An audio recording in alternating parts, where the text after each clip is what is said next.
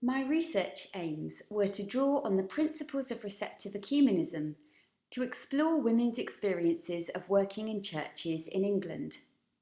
After this, I planned to analyse the findings in order to develop receptive ecumenism going forward.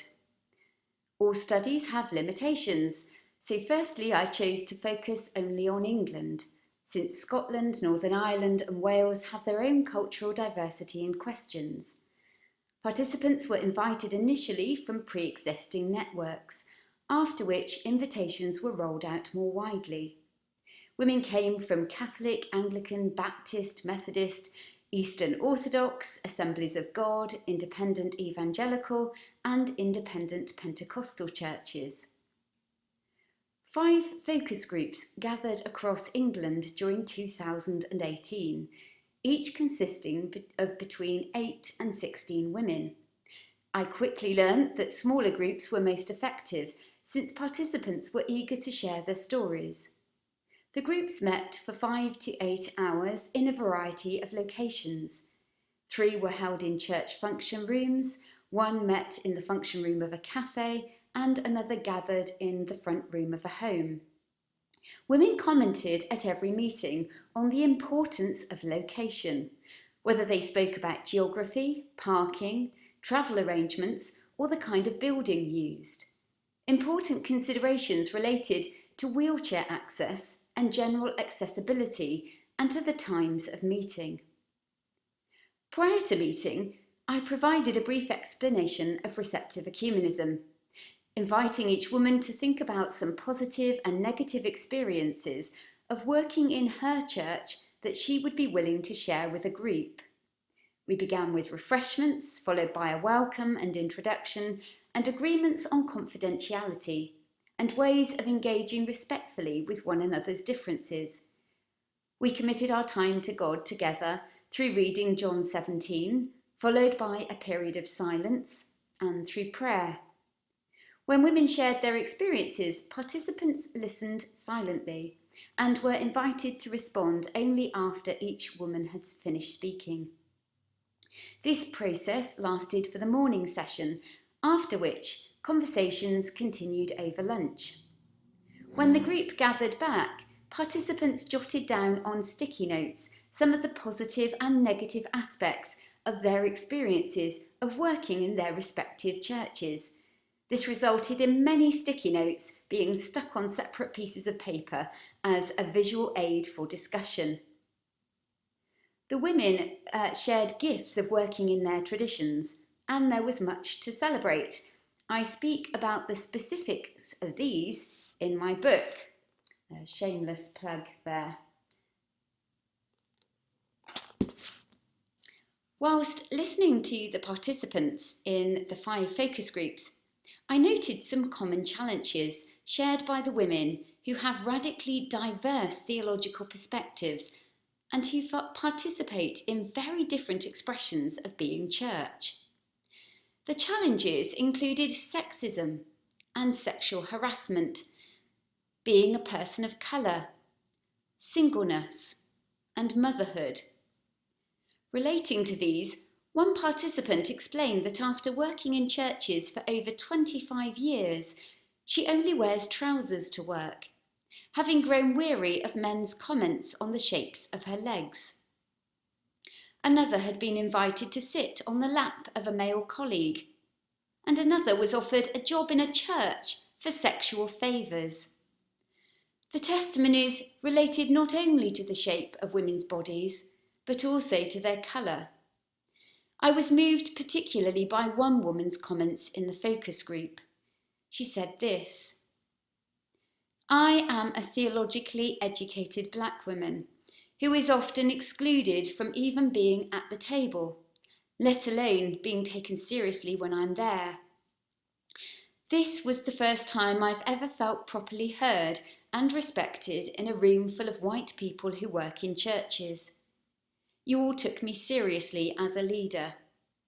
I think receptive ecumenism could be a viable way forward for bringing churches together, although I recognise that it would be tough. I'd like to see the day where a white church comes to a black church and actually wants to learn from us. We've made a start here today though, and for that I give thanks to the Lord.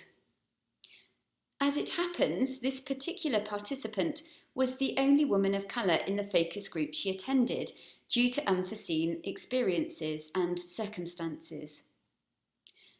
I didn't design the research as a means of exploring race or sins relating to racialised abuse. However, this theme arose consistently. Every minority ethnic participant referred to their experience as a woman of colour, highlighting the dysfunctional behaviours and systemic sins of racialised abuse in white majority churches in England. Further challenges were identified by women who were single and those with children. A number of single participants noted that more was expected from them than from their male colleagues. This was ranged from being expected to cater for as well as lead events, and not being given the same accommodations as their male single colleagues. Mothers noted issues such as difficulty in securing maternity leave, being challenged in interviews as to whether they would raise their children whilst working, and being asked on whether they were planning on having further children. Receptive Ecumenism was extremely fruitful in nurturing these conversations. Against this backdrop, I want to briefly note 3 points which emerged from the women's conversations, which I believe contribute to the development of receptive ecumenism in practice going forward. These comprise the importance of paying attention to people, power, and prayer. Picked 3 P's there. Whilst focusing on the conceptual aspects of receptive ecumenism, it's all too easy to forget that this way of ecumenical engagement involves real people, like any other ecumenical dialogue. Real people meeting in real time, in real places. And these real people bring with them their own biases, whether or not they're aware of them. Biases might lean toward race, gender, or staking a claim in a particular perspective on doctrines or practices. Whether they're academic theologians representing their churches formally, or churchgoers gathering in someone's front room, receptive ecumenism entails people meeting across difference, each with their own unique set of preferences. As formal dialogues continue to adopt receptive ecumenism, it will be helpful to recognise that each participant will bring biases, even if they don't know what they are. In the focus groups, biases and preferences were evident, though these took on a different form than those I've just identified. The research arising from the 5 focus groups revealed how some people prefer to only focus on the positive aspects of their church's life, whilst experiencing difficulty in naming weaknesses. For others, directing attention to gifts isn't always easy, especially if they've experienced rejection or spiritual abuse. Gathering the faithful to discuss the weaknesses, sins, dysfunctions, or the gifts in their churches elicits very different responses. And even when churches engage in formal dialogues and release reports on behalf of a church, these formal processes still consist of people working together. Self-awareness, therefore, and self-management will help when journeying according to the way of receptive ecumenism. Secondly, whether we speak of power dynamics, power games, or the powers that be, those involved in the receptive journey enter into relationships of power. Power dynamic comes into focus particularly in conversation where difference occurs with respect to gender and race. This was raised by participants of colour and calls for awareness of whom is being invited and therefore whose voices are at the table. Further dynamics were brought to the fore when planning the location for gatherings. Is there a disabled access, for example?